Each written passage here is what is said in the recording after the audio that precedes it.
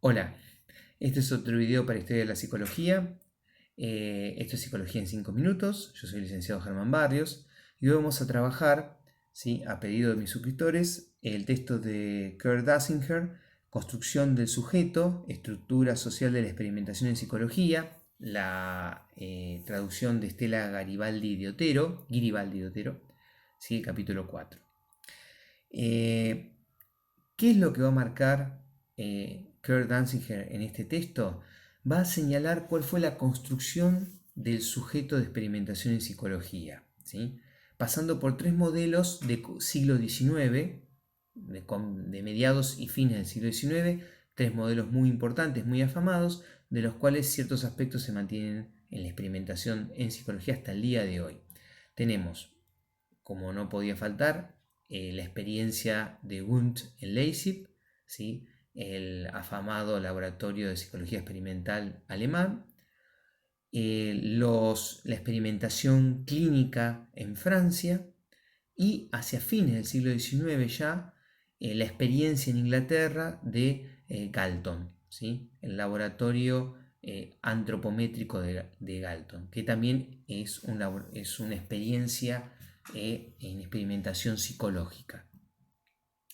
¿Qué es lo que va a decir Danziger de estos experimentos, de estos tipos de experimentación que van a generar, ¿sí?, un nuevo entramado social, ¿sí? El experimento psicológico, ¿sí?, el trabajo de equipo, genera una división de trabajo y esto permite armar un entramado social. Que este entramado social va a responder a la costumbre, a la historia y a la cultura de cada país y de cada sistema universitario, ¿sí? O sea, este entramado social no va a ser independiente del país en el que se encuentra o de la historia de la investigación en ese país, ¿sí? Y que hay una distinción primaria entre la fuente directa de datos psicológicos, que vamos a llamar sujeto experimental, y los investigadores, ¿sí?, los que manejaban las condiciones de experimentación, ¿sí? Que por una cuestión de complejidad de los experimentos psicológicos va a ser necesario que sean personas diferenciadas. Vamos a tener por un lado un sujeto de experimentación y por otro lado un conductor de experimento. Hasta ahí es más o menos lo que uno conoce o piensa sobre el tema. Y que hay un sistema social, ¿sí?, que subyace al de la experimentación psicológica, ¿sí?, que hay una interacción entre sujetos, sujeto e investigador, ¿sí?, que va a estar regulada por restricciones sociales, que van a ser distintas para cada país. Y que esto va a tener límites rigurosos y que también va a regular la comunicación de la situación experimental, ¿sí?, que va a estar regida por ciertos roles, ciertos límites, ciertos preceptos y ciertas prohibiciones, va a decir Danziger, ¿sí? Estos roles van a ser siempre fijos. ¿De qué dependen? Van a depender de la perspectiva social, ¿sí?, muy importante, ahora vamos a ejemplificar con estas tres corrientes, y de la identidad social, ¿sí?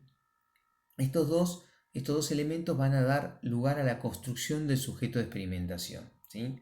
Así que es imposible aislar la situación social de la experimentación de la del resto de la vida de aquellos que realizan los experimentos o son parte de alguna manera del experimento, ¿sí?, que no flotan en el vacío. Sin embargo, vamos a ver que los tres modelos de experimentación que vamos a abordar tratan de alguna manera de borrar, de quitar del medio esa situación social en la cual tiene lugar la experimentación, ¿sí? Hay otras actividades como la conceptualización teórica, el análisis de datos o la escritura de informes que hoy por hoy asumiríamos que están en manos del director del experimento o de los que dirigen el experimento. Ahora, ¿habrá sido siempre así? Dice Danziger, ¿no? Y ahí abordamos lo que es el laboratorio de Wundt en Leipzig. Bueno, la experiencia del laboratorio de Wundt en Leipzig, que tan nombrada, ¿sí?, va a ser además muy particular en su forma. ¿Por qué? Porque este laboratorio surge dentro de la tradición de experimentación filosófica, ¿sí?, y fisiológica alemana.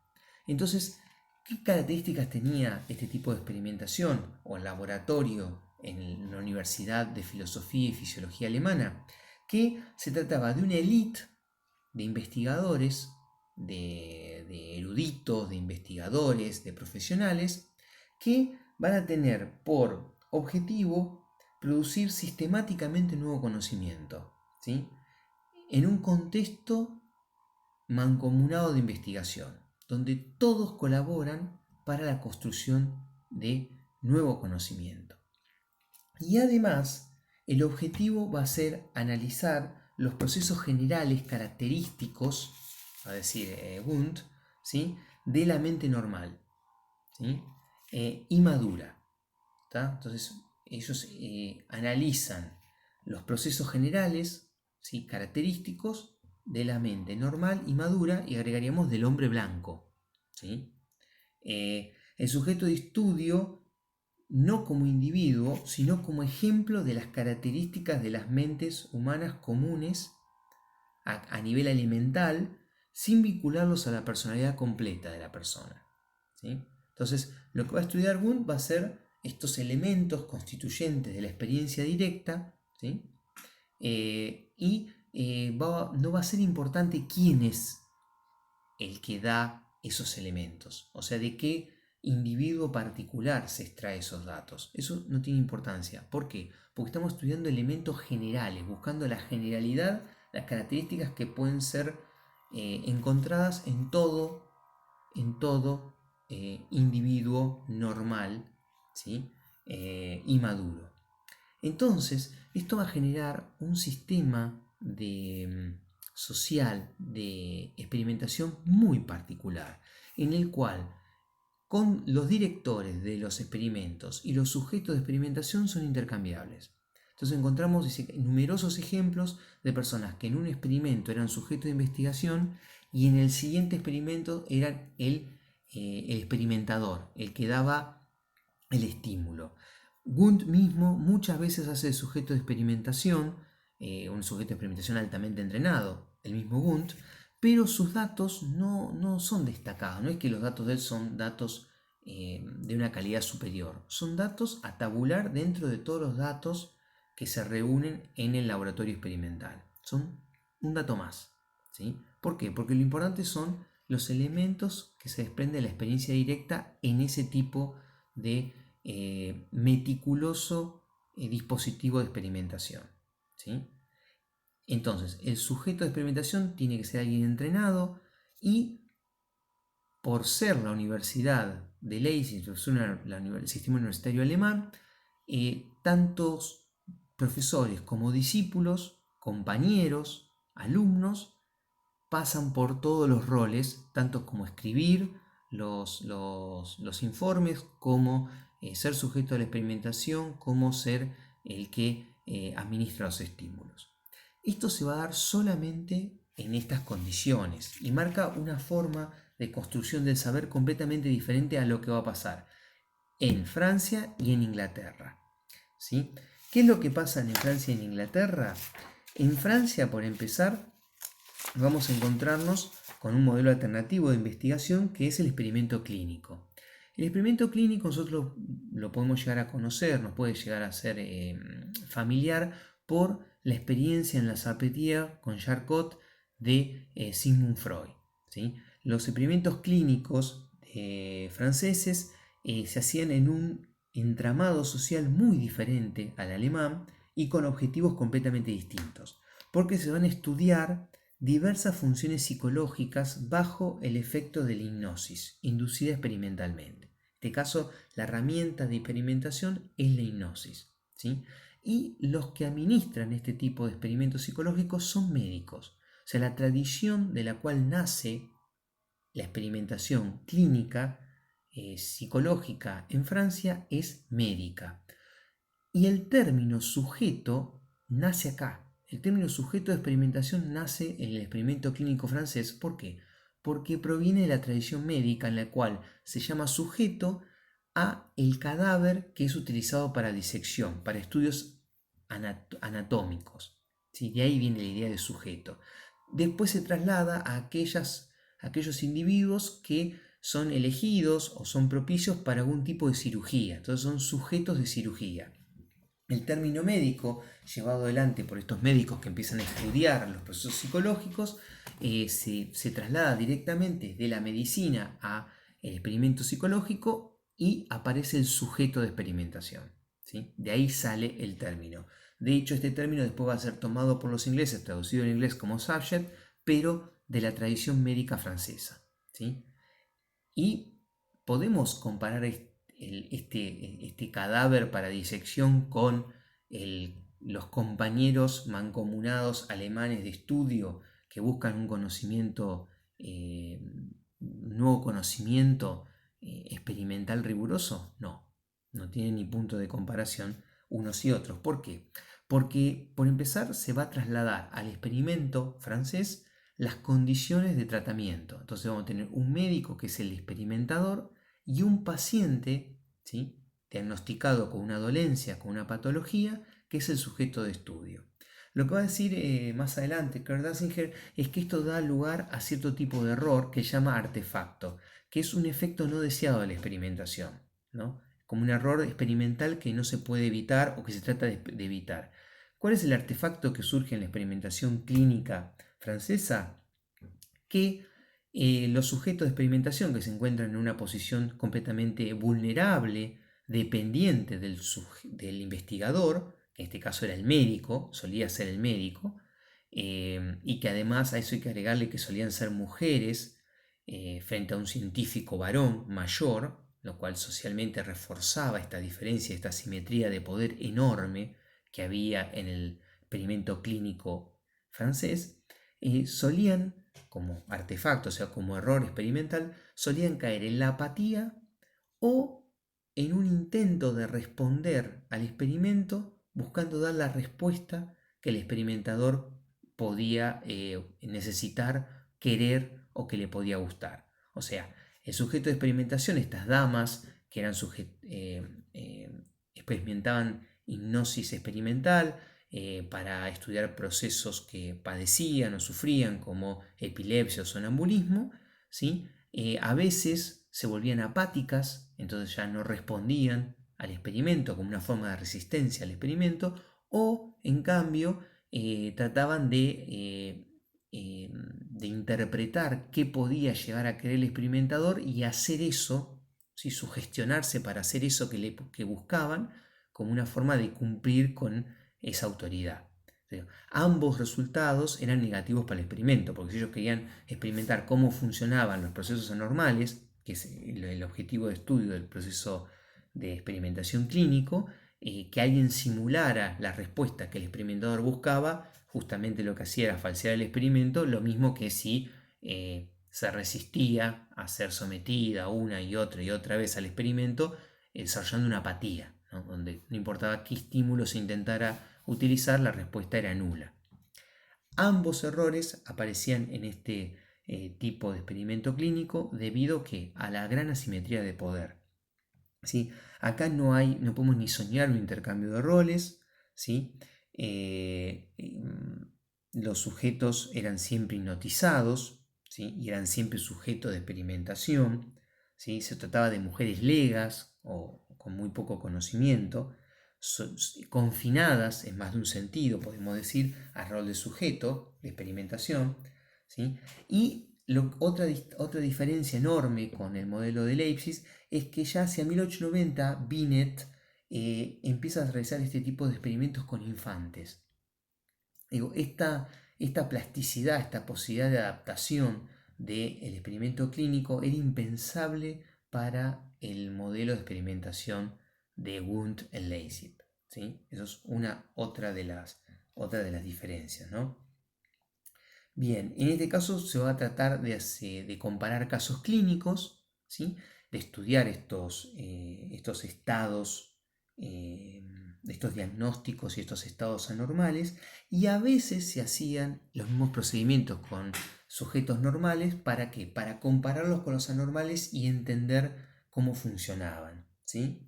Se tratan de estados y fenómenos psicológicos que aparecen en un sujeto, que es un paciente, el cual los experimenta o los padece, ¿sí?, dice Kurt Danziger. Esto es muy interesante porque en los tres casos la experimentación psicológica busca una característica que está dentro, ¿sí? Que es interna al sujeto de experimentación, ¿sí? Y en los tres casos se va a obviar las condiciones sociales de producción de esa experimentación, va a decir Danziger, hacia el final del texto, ¿no? En los tres casos se obvia todas las condiciones sociales por las cuales surge esta experimentación y si no se obvia, por lo menos es un error o una desviación en la experimentación que no es tomada en cuenta, ¿sí? Por lo menos en esa época. Entonces, tenemos este sujeto médico del experimento clínico, que es un sujeto que se somete a la voluntad del investigador, ¿sí? Y McKim Cattell, que es un gran investigador americano, es el pionero en utilizar el término sujeto en inglés, ya en 1889. Pero ya en 1889, cuando lo utiliza como tomado de la tradición médica francesa, lo hace entrecomillado, va a decir Kurt Danziger. ¿Por qué? Porque era un término que todavía no estaba ampliamente aceptado, ¿sí? Entonces, ¿cuáles son las diferencias fundamentales entre el experimento clínico y el de Leipzig? Es mostrar los efectos de un estado normal para información de un investigador ilustrado, ¿sí? Hay una simetría, mientras que en Leipzig se buscaban procesos universales de mente normal, ¿sí? Y su sentido era abierto a toda la comunidad de estudiosos, a los que participaban del experimento y a los que no participaban del experimento y podían estudiarlo, ¿no? Hacia finales del siglo XIX entonces va a aparecer en 1884 la experiencia de Galton en Inglaterra. Y acá ya de entrada hay diferencias muy importantes. Galton va a hacer un experimento, un testeo, en la Exposición Internacional sobre Salud de Londres. Y acá él ofrece al público asistente testear las facultades mentales de personas comunes, del público, de los asistentes a la feria, a la exposición, perdón. Y llega a testear 9.000 personas. Pero no solamente que ya ahí tenemos una diferencia enorme de los estudios individuales de los experimentos clínicos y los equipos de investigación altamente entrenados de Leipzig con personas comunes de un público general, consideradas normales, en un número enorme, como 9.000, sino que además Galton introduce el pago. A Galton le pagan por hacer el testeo. Entonces, este público asistente tiene un interés, hay una cláusula contractual por la cual, por un pago, Galton accede a hacer un informe científico donde evalúa las aptitudes, las capacidades de aquellas personas que se someten al experimento y este informe es algo valorado, esperado por aquel que se somete al testeo. Esto marca una diferencia abismal con los otros dos modelos porque aparece la cuestión contractual y aparece la evaluación de aptitudes, donde el sujeto de experimentación, que además son personas no comunes, son personas comunes y estamos hablando de roles no intercambiables, ¿sí? Acá se comparte un conocimiento especializado, ¿sí? Por un pago, ¿no? Y estos sujetos que pagan no son sujetos de experimentación, son solicitantes, va a decir Galton. Así como en el modelo de Leipzig eran miembros de un equipo de investigación, no sujetos experimentales, en el caso de Galton van a ser solicitantes. ¿Por qué? Porque contratan a Galton para hacer una evaluación de capacidades. ¿Esto a qué responde? A una tradición inglesa en relación a la evaluación de capacidades y de aptitudes del público. ¿Por qué? Porque se esperaba que estas aptitudes sirvieran a un desarrollo individual a nivel social. El crecimiento social estaba atado a las aptitudes que uno tenía y a ciertos exámenes de aptitudes que eran normales en Inglaterra. Y también responden a una tradición médica anterior que es la frenología, que para la época de Galton ya estaba desacreditada, pero que había tenido una enorme repercusión, era muy conocido y muy apreciado en Inglaterra, y que acostumbraban a evaluar capacidades y a dar este tipo de informe. Entonces, acá vemos nuevamente como una costumbre social, un antecedente social y cultural, es el que abre la puerta a un tipo de experimentación. De hecho, Kurt Danziger va a afirmar de que estos tipos de experimentación responden, no es que aprovechan, sino que responden a esta tradición que es típica de cada lugar. O sea, el laboratorio de Leipzig solo podía surgir en Alemania y surgía respondiendo a la tradición alemana. Los laboratorios de experimentos clínicos franceses respondían a la tradición médica francesa y a, digamos, a ciertas cuestiones culturales y académicas de Francia, y el experimento antropométrico, pues se va a llamar así, de Galton responde a esta tradición inglesa que se remonta de los exámenes de aptitudes y del trabajo de los frenólogos en Inglaterra. ¿Sí?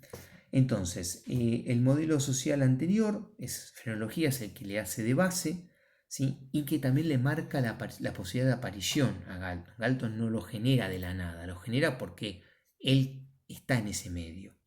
¿Sí? El avance social dependía de las capacidades, por lo tanto era importante para la autoimagen. ¿Y por qué Galton lo hace? ¿Por el dinero? No. Galton lo hace porque tiene una función, una faceta utilitaria. ¿Sí? El experimento de Galton tiene una faceta utilitaria que brinda un servicio, pero además estas mediciones antropométricas que tanto interesaban a Galton respondían a un orden práctico que tenía que ver con el planeamiento social. Perdón, ¿qué es lo que quería hacer Galton? Quería reunir datos estadísticos, por eso la idea de que sea una gran cantidad de gente, para un programa de eugenesia.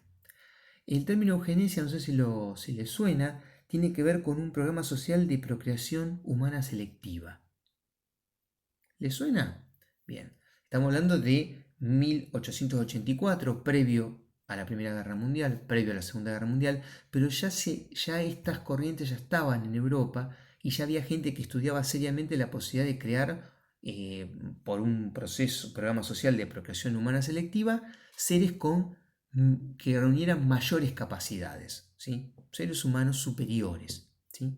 ¿Cómo? Seleccionando a aquellos que tenían las mejores capacidades para cruzarlos y crear humanos más capacitados. ¿Por qué plantean este modelo? Y de animal estamos hablando de alguien con una base científica muy importante.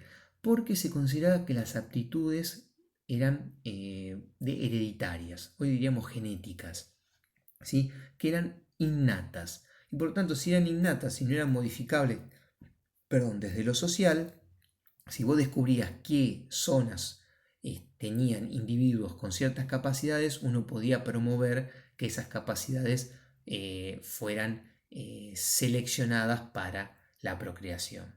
¿Sí? Entonces tenemos un objetivo que son las aptitudes, que son innatas, ¿sí? Y cuál es la distribución a nivel poblacional. ¿Sí?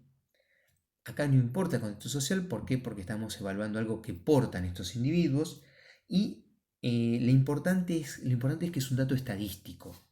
Por lo tanto, hace falta muchas interacciones similares.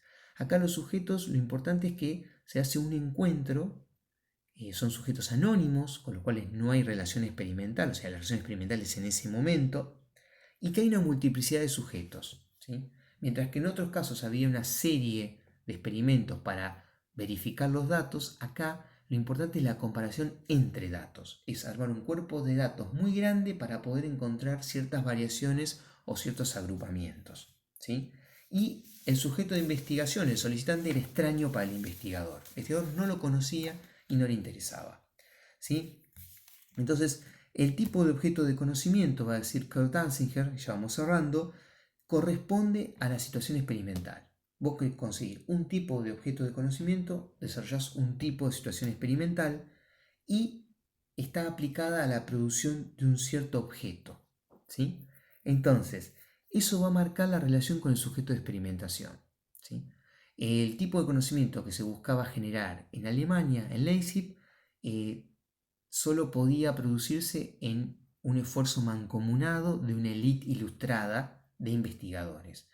El tipo de conocimiento que se quería generar en Francia en la experimentación clínica solo se podía generar dentro del dispositivo de médico de hipnosis experimental controlado por los médicos hacia ciertos pacientes que tenían ciertas características anormales que eran el objeto de estudio. Y Galton solo podía producir este conocimiento estadístico si tenía una serie interminable de sujetos de experimentación, muchos sujetos de experimentación, vistos una sola vez, a lo sumo dos, para verificar el dato, ¿sí? Y que lo que brindaban eran la posibilidad de comparar datos con una gran masa de datos estadísticos. Entonces, el proceso de investigación está relacionado directamente, y la relación social subyacente está relacionada directamente con el tipo de conocimiento que uno quiere producir. ¿Cuáles son los factores que van a influenciar acá? Por un lado, la costumbre, ¿sí? Todos los tres procesos se dan respondiendo a cierta costumbre, ¿sí? Los procedimientos de los cuales vienen, a los cuales responden, no van a ser idénticos, ¿sí? Aparecen diferentes estilos de investigación y hay diferentes intereses de conocimiento. Los procesos mentales de la mente humana normal en Alemania, ¿sí? En los estados patológicos en Francia y el desempeño comparado de individuos en Inglaterra. ¿Qué tipo de intereses se van a contraponer acá? Por un lado, en el experimento de Galton, en los datos antropométricos que Galton buscaba reunir, aparecen intereses contrapuestos entre aquel que solicita el dato contractualmente y el experimentador. Y esto puede llevar a un malentendido. El otro problema era que no se podía explicar mucho el experimento porque no había una relación persistente entre el investigador y el sujeto de experimentación, el solicitante. Cosa que sí pasaba en Alemania, donde había un conocimiento mutuo y muchas veces al ir intercambiando los roles se mejoraba la relación y había un acuerdo tácito entre sujeto e investigador, ¿sí? Entonces el nivel de malentendido era muy bajo, pero había obviamente un defecto. ¿Cuál era? Que como se trabajaba tan bien en equipo, era muy difícil que un tercero que no perteneciera al equipo pudiera reproducir los resultados que se obtenían en Alemania. Que eso es una gran crítica que le hace Stanley Hall y le hacen los funcionalistas a los alemanes estructuralistas, decir, bueno, a ver, sus experimentos no se pueden reproducir, son evanescentes, dependen del individuo, no son verificables experimentalmente porque no podemos obtener el mismo resultado con el mismo estímulo. Y tenían razón por este tipo de experimentación particular que realizaban, ¿sí? Y en el caso de el experimento clínico francés, aparece la cuestión del artefacto. Lo que llamaba artefacto es este error que se produce por la situación y que tiene que ver con un coping como una capacidad de afrontamiento a la situación de vulnerabilidad en que se encontraba el sujeto de experimentación frente al investigador francés, ¿sí? Que lleva, por un lado, o a desarrollar una estrategia para cumplir con los deseos del investigador y salir bien librado, o para resistirse. De ahí la idea de coping o de afrontamiento a el estudio. Entonces, ¿qué es lo que vamos a destacar de esta experimentación previa al siglo XX? Es que los tres van a buscar, ¿sí?, no la totalidad de la persona en la situación social, de hecho borran eso de la ecuación, sino ciertos aspectos, ¿sí?, procesos aislados conceptualmente de la cuestión social. ¿Por qué decimos conceptualmente? Porque la cuestión social estaba ahí, ¿sí? La diferencia social entre el investigador y el sujeto que padecía la enfermedad en Francia estaba, aun cuando fuera soslayado el experimento, aun cuando se intentara desde el artificio de la hipnosis eliminar esa diferencia, ¿sí? No tenerla en cuenta. Eso estaba. No estaban interesados en personas totales, los tres casos, ¿sí? Ni en las situaciones sociales que subyacían a estos procesos. Solo en cierto concepto recortado que era distinto para cada tipo de investigación. Por último, ¿cuál es el ocaso? Dice Kurt Danziger en este texto, del modelo de LASIP. El modelo de LASIP el único lugar donde tiene predominancia va a ser en Alemania, y esa predominancia la va perdiendo. Hay un cuadro ahí que explica año por año cómo van desapareciendo las investigaciones que utilizan el modelo de LASIP, o sea, el intercambio de sujeto de experimentación con investigador, ¿no? La posibilidad de cambio de roles. Y esto va a tener que ver con que, por un lado, los otros modelos no se prestan a este intercambio, lo cual marca una diferencia, que ningún modelo tiene una predominancia absoluta en su país, sino que van cambiando, y que la investigación se vuelve cada vez más ecléctica. Ya vamos a verlo del lado de Stanley Hall y otros investigadores en Estados Unidos, cómo se van utilizando diferentes modelos de investigación, mientras que el modelo de Lacey era como muy estricto. Los nuevos investigadores usan uno u otro indiferentemente, incluyendo el introspeccionismo, pero como uno más de los modelos. Y el otro detalle importantísimo es que el gran punto débil del modelo de investigación alemán, el introspeccionismo, el modelo de investigación con sujetos intercambiables, es que no responde a la psicología aplicada. Esta búsqueda de conocimiento por el conocimiento en sí va a tener una gran limitación, que es que, ya lo va a decir Thorndike, los métodos de experimentación psicológica que interesan a la psicología, que van a interesar a la psicología en el siglo XX, son aquellos que sirven para obtener algún conocimiento aplicable o que den alguna respuesta a las demandas sociales que forman el contexto donde surge la psicología, donde crece la psicología. Entonces, esta imposibilidad del modelo LASIP de responder a las demandas de la psicología aplicada son el talón de Aquiles del modelo de experimentación, del modelo de experimentación psicológica más famoso y primero del siglo XIX, y hacen que vaya desapareciendo hasta que ya con la muerte de Titchener en Estados Unidos, sus discípulos apenas logren continuar su obra un tiempo más. Bueno, hasta acá el texto de Kurt Danziger, la construcción del sujeto en la experimentación. ¿Sí? Espero que le haya servido y bueno, espero sus comentarios, que lo compartan en las redes y me dejan un like. Nos vemos. Hasta el próximo video.